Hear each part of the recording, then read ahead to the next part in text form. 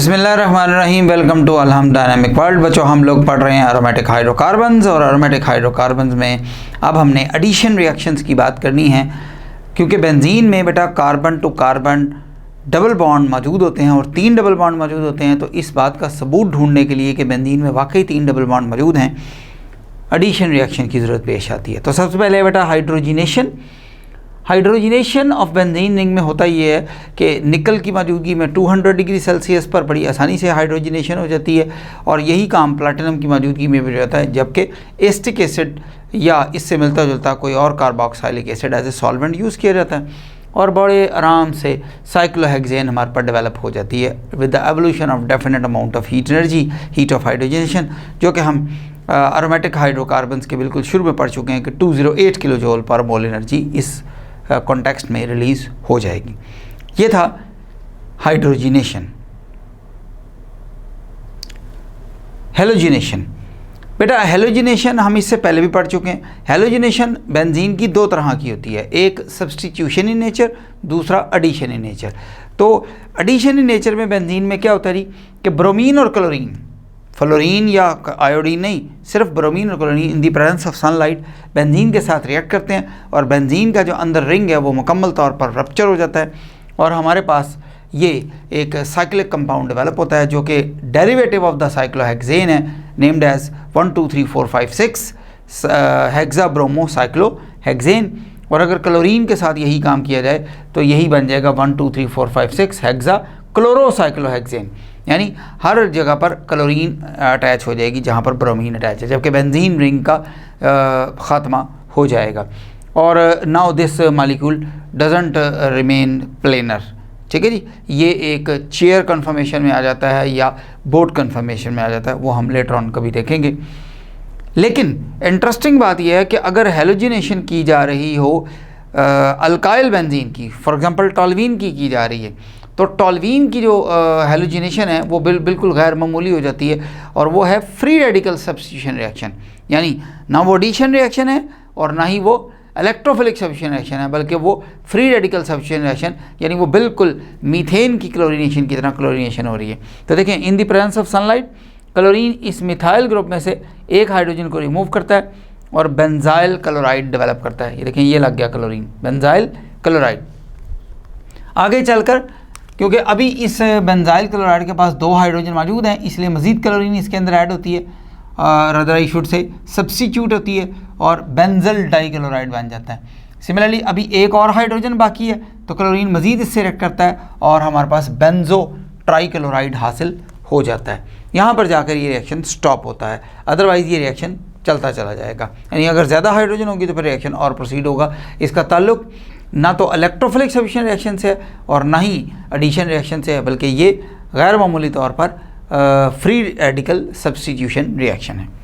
Now oxidation reactions, आप जानते हैं कि ऑक्सीडेशन रिएक्शंस में हमेशा सबसे पहले कंबस्चन ही डिस्कस किया जाता है, क्योंकि कंबस्चन रिएक्शन खुद भी एक ऑक्सीडेशन रिएक्शन है।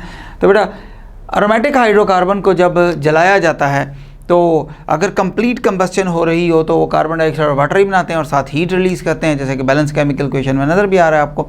लेकिन जब ओपन एयर में बेंजीन को जलाया जाएगा या किसी और एरोमेटिक हाइड्रोकार्बन को जलाया जाएगा तो हवा की कंपोजिशन इस किस्म की है कि वो 15 मोल ऑफ द ऑक्सीजन पर 2 मोल ऑफ बेंजीन प्रोवाइड नहीं कर पाएगा, जिसकी वजह से कुछ कार्बन जलेगा और कुछ कार्बन अनबर्न्ड वहाँ पर पैदा होगा और अनबर्न्ड कार्बन की वजह से सूटी फ्लेम डेवलप होना शुरू हो जाएगा। यानी जैसे मैच स्टिक जलाते हैं या कैंडल जलाते हैं ना, तो उसके ऊपर एक लंबा सा स्मोक बन रहा होता है, तो इस किस्म के स्मोक को सूटी फ्लेम कहा जाता है।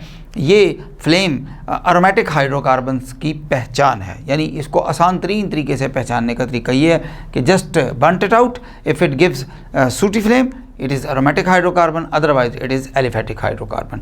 और इसकी रीज़न क्या है कि हाइड्रोजन टू कार्बन रेशो खासी कम हो जाती है, हाइड्रोजन कम हो जाती हैं और कार्बन ज़्यादा हो जाते हैं। Next is catalytic oxidation. अगर बेंजीन के वेपर्स बनाकर उसको ऑक्सीजन के साथ ब्लेंड कर दिया जाए और इग्निशन पॉइंट से पहले, यानी जलने से पहले, उसको वनेडियम पेंटॉक्साइड एक कैटलिस्ट की मौजूदगी में आप 450 डिग्री सेल्सियस पर पास कर रहे हो, तो हमारे पास एक साइक्लिक कंपाउंड डेवलप होता है कॉल्ड एज मैलिक एनहाइड्राइड। ये मैलिक एनहाइड्राइड एक बड़ा वैल्यूएबल कंपाउंड है। इसको जब वाटर से हाइड्रोलाइज किया जाता है, लिटिल बिट एसिड भी डाला जाता है क्योंकि वाटर की डिसोसिएशन इंक्रीज करनी होती है, तो वाटर से हाइड्रोलाइज जब इसको किया जाता है तो हमारे पास मैलिक एसिड डेवलप हो जाता है। और मैलिक एसिड एक बड़ा वैल्यूएबल कंपाउंड है जो मुख्तलिफ जगहों पर इस्तेमाल किया जाता है। ओजोनोलाइसिस, बेटा अगर पेपर में ये क्वेश्चन आ जाए, write down 3 reactions in which benzene is proved to be unsaturated hydrocarbon, या ये आ जाए कि proved that benzene possesses 3 double bonds, write at least 3 reactions। तो पहला रिएक्शन लिखा जाएगा हाइड्रोजिनेशन, दूसरा लिखा जाएगा ब्रोमिनेशन या क्लोरीनेशन ये वाला, और तीसरा ओजोनोलाइसिस।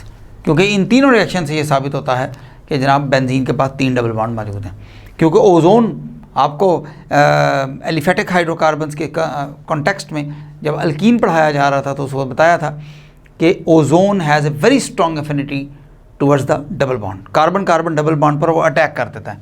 तो ये ओजोन के 3 मालिक्यूल इस पर अटैक करते हैं और ये जो कंपाउंड डेवलप होता है C6H6O9, इसको कहा जाता है बेंजीन ट्राइओजोनाइड। इस कॉल्ड एज बेंजीन ट्राइओजोनाइड, वैसे ही इसको कहा जाता है। इसके अलावा मतलब ना इसका स्ट्रक्चर बेंजीन जैसा है, ना इसका स्ट्रक्चर जो है ना वो बेंजीन से मिलता जुलता है, बिल्कुल भी नहीं। लेकिन चूँकि बना बेंजीन से इसलिए इसका नाम रख दिया गया बेंजीन ट्राइओजोनाइड। ये बेंजीन ट्राइओजोनाइड जब वाटर से और जिंक से रिएक्ट किया जाता है तो ग्लाइऑक्सल में कन्वर्ट हो जाता है। ग्लाइऑक्सल को अगर आइसोलेट करके ऑक्सीडेशन की जाए KMnO4 वगैरह से तो वो ऑक्सैलिक एसिड में कन्वर्ट हो जाता है। ठीक है जी, फिलहाल तो यही रिएक्शन ओजोनोलाइसिस ही पूछा जाता है। और अब बच्चों हम बात करने लगे हैं बहुत इंपॉर्टेंट, और नाम है oxidation of the side chain या साइड चेन ऑक्सीडेशन। बेंजीन को अगर आप बेयर्स रिएजेंट के साथ रिएक्ट कराएं या एसिडिफाइड KMnO4 के साथ रिएक्ट कराएं तो benzene is not going to react, benzene react नहीं करेगा, यानी उसका कलर डिस्चार्ज नहीं होगा। लेकिन अगर आपके पास अल्काइल बेंजीन है, टॉल्वीन है, इथाइल बेंजीन है, कोई सी भी अल्काइल बेंजीन है, what ever the alkyl benzene में भी, तो वो बड़े आराम से इस एसिडिफाइड KMnO4 से रिएक्ट करेगा या एसिडिफाइड पोटाशियम डाइक्रोमेट से रिएक्ट करेगा और बेंजोइक एसिड में कन्वर्ट हो जाएगा। और जो बाकी कार्बन हैं वो कार्बन डाइऑक्साइड में कन्वर्ट हो जाएंगे या फिर कोई और कार्बोक्सिलिक एसिड डेवलप हो जाएगा, यानी बनेगा हर दफ़ा बेंजोइक एसिड। यानी यहाँ इस R की जगह CH3 है तब भी बेंजोइक एसिड, इस R की जगह CH2 CH3 है तब भी बेंजोइक एसिड, और अगर कोई और बड़ा अल्काइल ग्रुप है तब भी बेंजोइक एसिड ही बनेगा। यानी जो डायरेक्टली अटैच कार्बन है वो ऑक्सीडाइज होकर कार्बोक्साइल ग्रुप में कन्वर्ट हो जाता है, रिमेनिंग कार्बन वहाँ से हटकर या तो कार्बोक्साइलिक एसिड में कन्वर्ट हो जाते हैं या कार्बन डाइऑक्साइड में कन्वर्ट हो जाते हैं। और ये रिएक्शन दर हकीकत test to distinguish between benzene and toluene इस्तेमाल किया जाता है। ठीक है जी, तो चलते हैं बेटा चैप्टर के आखिरी हिस्से की तरफ। नाम है ओरिएंटेशन इन इलेक्ट्रोफिलिक सब्स्टिट्यूशन रिएक्शन 2,4, 2,6 या 3,5 डायरेक्टिंग ग्रुप्स की बात करते हैं।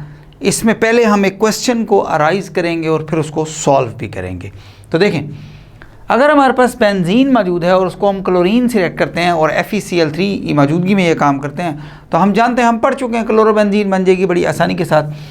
अब इस क्लोरोबेंजीन को अगर नाइट्रिक एसिड के साथ रिएक्ट किया जाए, यानी आप नाइट्रेशन करने जा रहे हैं क्लोरोबेंजीन की, ज़ाहिर बात है sulphuric acid as a catalyst ही इस्तेमाल होगा, तो हमारे पास एक नहीं 2 प्रोडक्ट आते हैं। One of them is orthonitrochlorobenzene, the other one is paranitrochlorobenzene, या आप इसको कह सकते हैं 2-क्लोरोनाइट्रोबेंजीन और इसको कह सकते हैं आप 4-क्लोरोनाइट्रोबेंजीन, IUPAC नेम लेना हो। लेकिन अगर आप क्लोरोबेंजीन को नाइट्रिक एसिड से रिएक्ट करने के बजाय ऑर्डर को रिवर्स कर दें कि नाइट्रोबेंजीन को क्लोरीन से रिएक्ट करना शुरू कर दें, तो फिर क्या होता है? फिर हमारे पास मेटाक्लोरोनाइट्रोबेंजीन डेवलप होता है, यानी 3-क्लोरोनाइट्रोबेंजीन डेवलप होता है। सीधा सा क्वेश्चन है, वाई, ये कैसे हो सकता है? ठीक है, सब कुछ वही है लेकिन 2 अलग-अलग प्रोडक्ट आ रहे हैं, बिल्कुल डिफरेंट। तो इसकी वजह बेटा याद रखें कि बेंजीन पर जब पहला सब्स्टिट्यूट लग गया तो वो आने वाले बाकी सब्स्टिट्यूट्स को अब डायरेक्ट करेगा कि जी आपने ऑर्थो पोजीशन पर अटैच होना है, आपने मेटा पोजीशन पर अटैच होना है, और इसको कहा जाएगा directive influence of benzene, orientation in electrophilic substitution reactions in benzene. और ये दो तरह का होता है, one of them is ortho and para directing, the other one is Meta directing. और ये किसकी वजह से होता है? ये जाहिर बात है जो पहले से अटैच ग्रुप है उसकी वजह से होता है। तो पहले से अटैच जो ग्रुप है हमारे पास, वो एक्टिवेटर भी हो सकता है और डीएक्टिवेटर भी हो सकता है। हमने दो कैटेगरीज में इसको डिवाइड कर दिया। एक्टिवेटर ग्रुप क्या होगा? ये देखें, ये बेंजीन के साथ क्लोरीन लग गया, या ये बेंजीन के साथ नाइट्रो ग्रुप लग गया।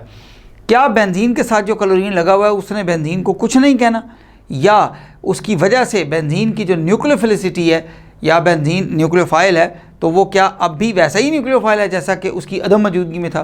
तो जवाब है नहीं, बहुत कुछ फ़र्क पड़ जाता है। तो पहला पॉइंट, जो एक्टिवेटर्स हैं वो क्या करते हैं? Provides electron density to benzene, यानी ये बेंजीन को इलेक्ट्रॉन डेंसिटी प्रोवाइड करते हैं। जैसे कि ये हाइड्रॉक्सिल ग्रुप लगा हुआ है, हाइड्रॉक्सिल ग्रुप में यहाँ पर हम जानते हैं कि एक लोन पेयर है, ये लोन पेयर दर हकीकत इसको डोनेट होता है और यहाँ पर फिर इलेक्ट्रॉन की शिफ्टिंग शुरू हो जाती है। Increases the nucleophilicity of benzene, क्योंकि ये बेंजीन को इलेक्ट्रॉन प्रोवाइड कर रहा है इसलिए बेंजीन दूसरों को बड़ी आसानी से इलेक्ट्रॉन प्रोवाइड करने में कामयाब हो जाएगा, यानी बेंजीन की न्यूक्लियोफिलिसिटी को इन्हांस या प्रमोट किया जा रहा है। Enhances the negative charge density eight ortho and para position, और यही असल स्टोरी है।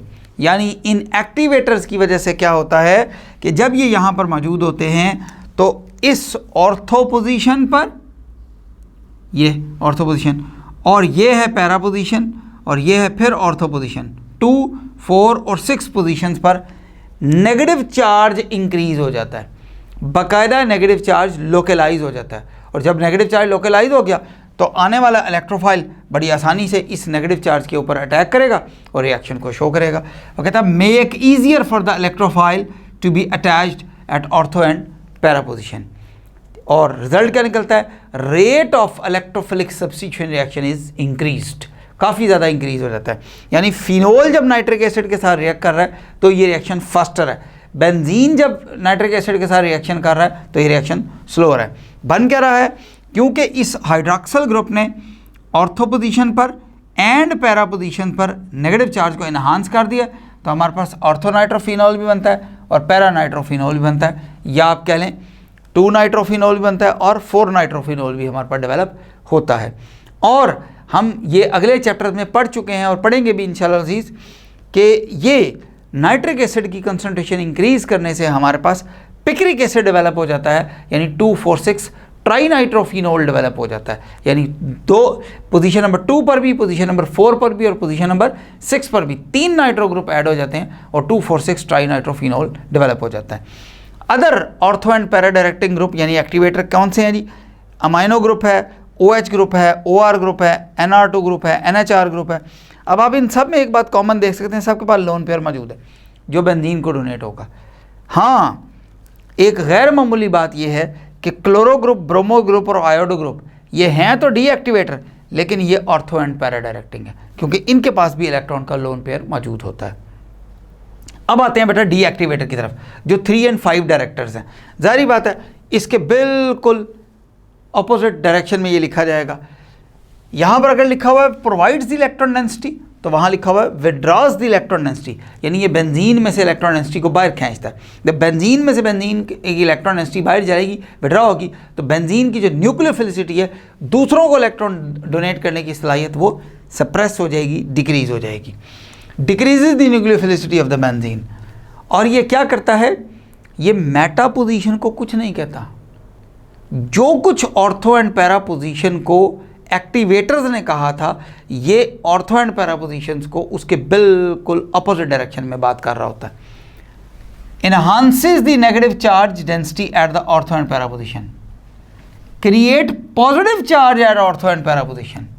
यानी कहा इसने भी ऑर्थो एंड पैरा पोजीशन को डिस्टर्ब, उसने भी यही किया था, लेकिन एक्टिवेटर्स नेगेटिव चार्ज क्रिएट करते हैं और ये क्या कर रहा है? पॉजिटिव चार्ज क्रिएट कर रहा है। जब ये पॉजिटिव चार्ज क्रिएट करेगा तो जाहिर बात है सिर्फ मेटा पोजीशन ही बच गई जिस पर इलेक्ट्रोफाइल अटैक कर सकता है। Left meta position for the electrophile to be attach, जिसकी वजह से सिर्फ मेटा पोजीशन पर ही अटैच हो सकता है। और ऑब्वियसली क्योंकि बेंजीन की न्यूक्लियोफिलिसिटी सप्रेस हो चुकी है, इसलिए rate of electrophilic substitution reaction खासा स्लोअर हो चुका होगा।